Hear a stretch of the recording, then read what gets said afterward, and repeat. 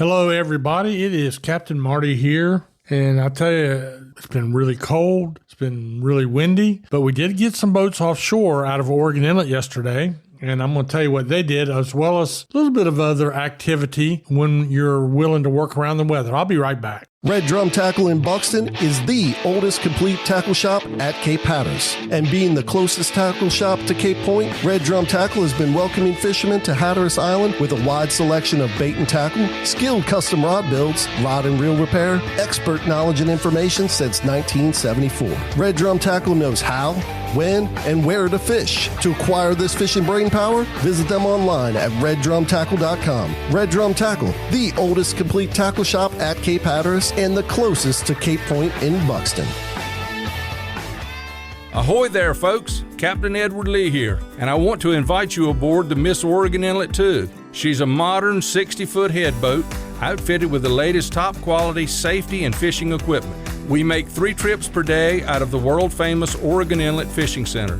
Visit MissOregonInlet.com or call us today at 252-251-4314. So ditch the beach for a bit and set sail with the Miss Oregon Inlet 2.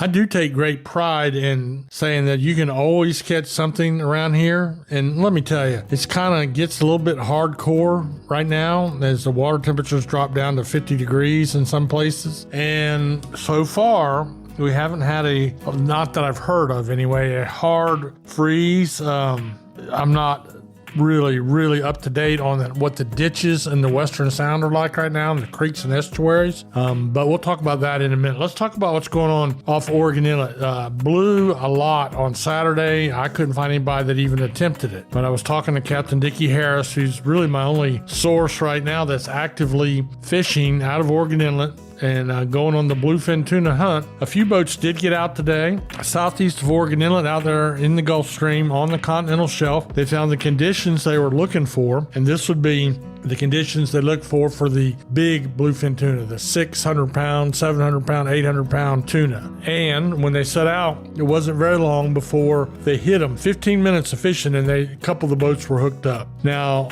I didn't get complete reports, but I know there were some 95-inch plus fish caught. Those would be well over 500 pounds. And so I know some of those were caught, some commercially. I'm not sure if any were caught recreationally or not. But man, commercial fishing, when your whole day is built around bringing one fish to the dock, that's a hit or miss thing. And when you miss, as I said the other day, you have to take the expenses for a complete day's work. That would be your fuel, your bait, your ice, all that. And that gets taken out of the next day's fishing. And by the way, the captain and the mate don't get paid anything for that. And that's not taken from the next day's fishing. When you're a commercial fisherman, the crew only gets paid after all expenses are paid. So if you go out there and don't have anything to sell, there's no money to pay you. So that's the nature of the beast like that. You have to put some fish on the dock. And they're going for that one big tuna. Now the yellowfin tuna, which are the smaller ones that we catch a lot in the spring and fall, the real charter pleasers, there was no report of those from the report I got yesterday. A few days ago, right before this blow, we had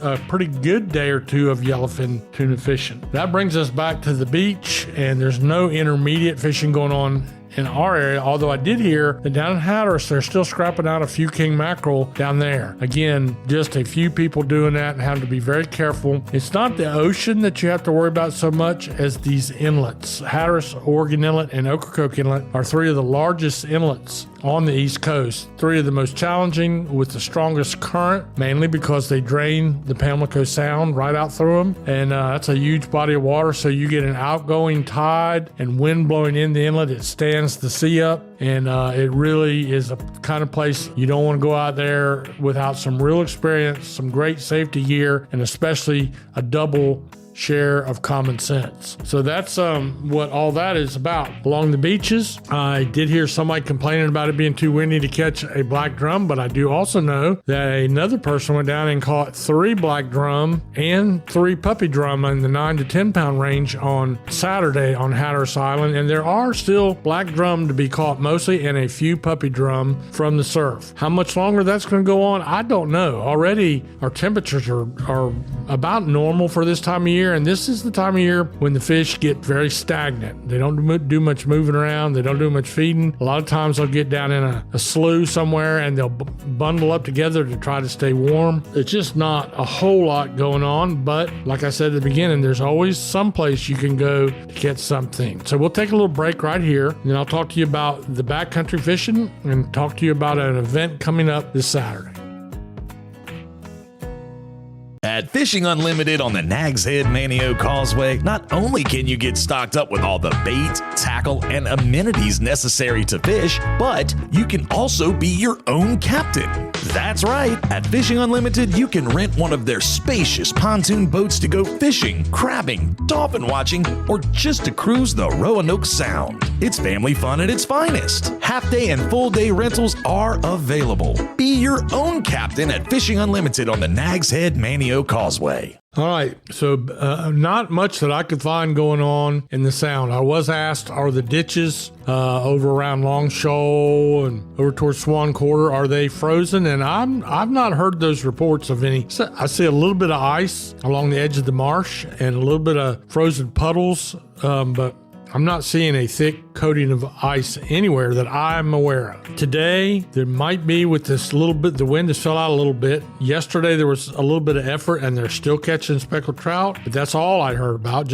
I did not hear of puppy drum or anything else, but there are still speckled trout to be caught. And from what I understand, they'll be there for the people that know where to go all through the winter. I'm going to be visiting my longtime sponsor, Ricky Radcliffe at Radcliffe Marine on Thursday. I'll be over in Belhaven. He's probably the best backcountry fisherman, especially the best speckled trout fisherman I know. And that guy fishes all the time when he can. So we'll try to get some fresh information when we go over there on Thursday. But that's all I have from the backcountry. I will tell you that this coming Saturday is the Mattamuskeet Decoy Festival. Now, there's a lot of duck hunting going on right now. My house is in the middle of the impoundment universe, and I'm gonna tell you, I'm also right under the flyway, the Mid-Atlantic Flyway, and a lot of waterfowl hunting, duck hunting goes on over here, a whole lot of it, mostly on flooded impoundments and some of it out on the open water blinds. So this Saturday, the Hyde County Waterfowl Association is having their annual Decoy Festival, and it's going to be at the Mattamuskeet School. That's the all-purpose, I think it's